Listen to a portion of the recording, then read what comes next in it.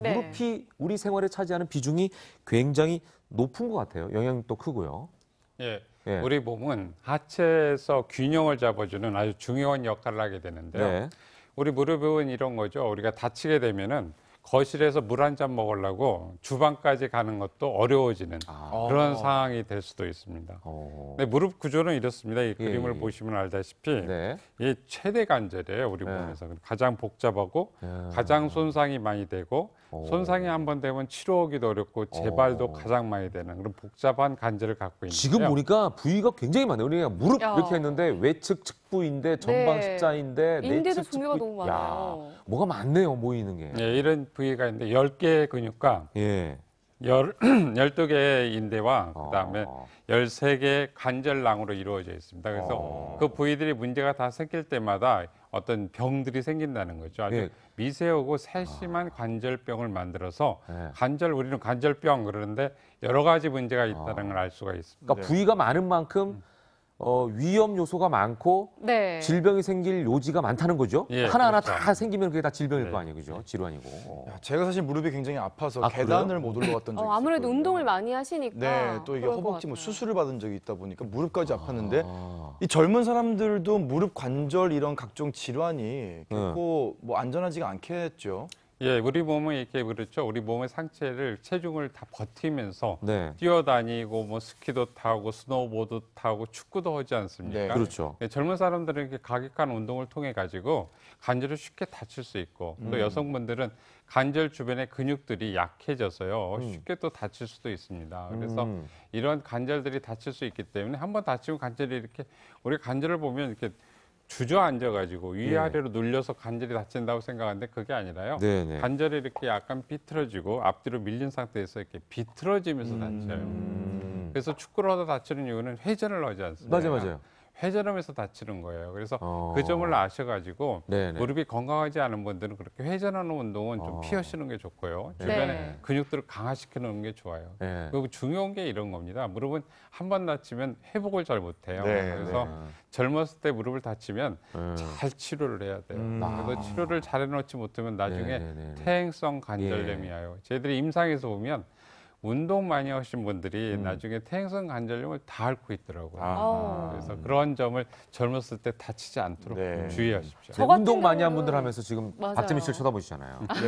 저 같은 경우는 운동을 솔직히 뭐 거의 안 하죠. 근데도 무릎이 찌릿찌릿하더라고요. 그래서 병원에 갔더니 안 해서 그런 거죠. 그거는. 제가 쓸개골이 선천적으로 약간 벌어져 있다고 아. 하더라고요. 그러니까 좀 사소한 증상이라도 일단 병원에 가서 정확히 네네. 진단을 받아보는 게 중요할 것 같은데. 그리고 저는 이제 네. 이건모 원장님께서 말씀하실 때 뜨끔했던 게 네. 그리고 옛날 기억이 다시 떠올랐던 게 제가 축구를 좋아해가지고 어. 아까 네네. 축구 얘기하셨잖아요.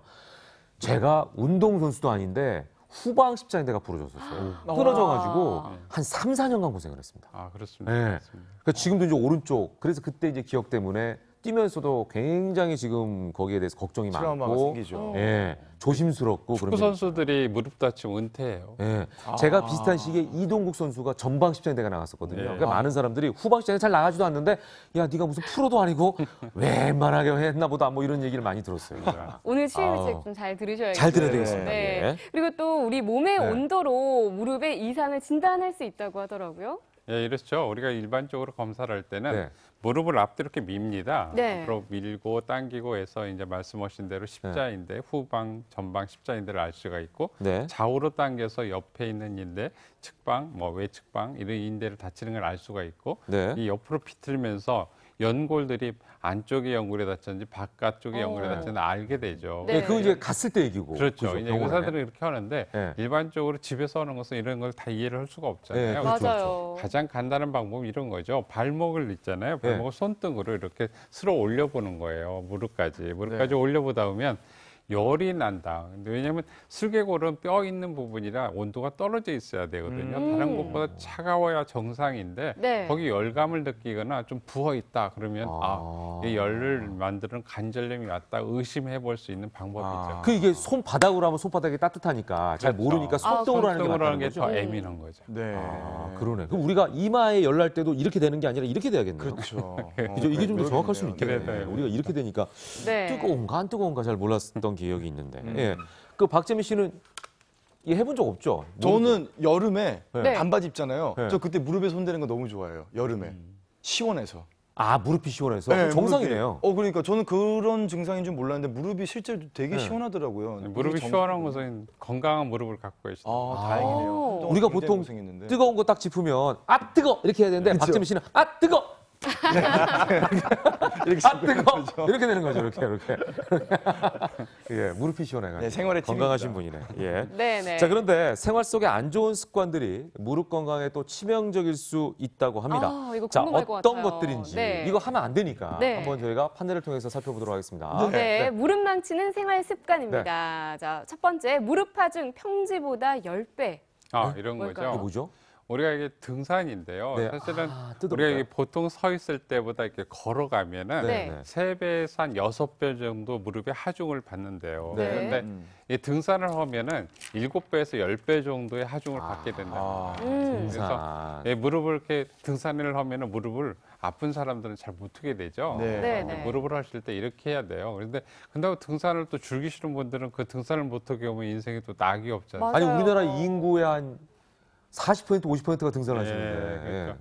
중국 사람들 만났더니 한국 사람 보면 등산을 왜 이렇게 좋아하냐고 물어보더라고요. 그래서 그런데 이 등산하실 때 무릎이 좀 안 좋으신 분들은 네. 이렇게 근육 운동을 통해 갖고 충분히 근육을 네. 풀어준 상태에서 다치지 않게 준비 운동을 하고 가시고요. 네. 올라갈 때는 좀 이렇게 빨리 올라가지 마시고 천천히. 또 올라가시고 네. 너무 비탈진 것은 좀 피하시고요. 사실 무릎 아픈 사람들은 다 알게 되는데요. 내려올 때 아파요. 맞아요. 내려올 때 맞아요. 아파요. 더 힘들어요. 네, 내려올 네. 때 오니까 층계도 내려올 때 어떻게 내려오죠? 옆으로 내려와요. 네. 그래서 발이 이렇게 비틀어지지 않고 비스듬히 하다 보면 관절들이 앞으로 옆으로 쏠리게 되거든요. 그래서 관절 연골이 아프니까 내려올 때 주의하시고 그러면서 너무 높은 산만 올라가지 않는다면 적당한 경지의 산들은 즐기실 수 있을 겁니다. 그러니까 자기의 상태를 좀 정확하게 살피면서 네, 네. 스트레칭도 충분히 하면서 하셔라 이런 네. 말씀이죠. 두 번째는 네. 한국인들의 자세인데요. 자세가 어떤 문제인가요? 자세일까요? 한번 한번 볼까요? 보겠습니다.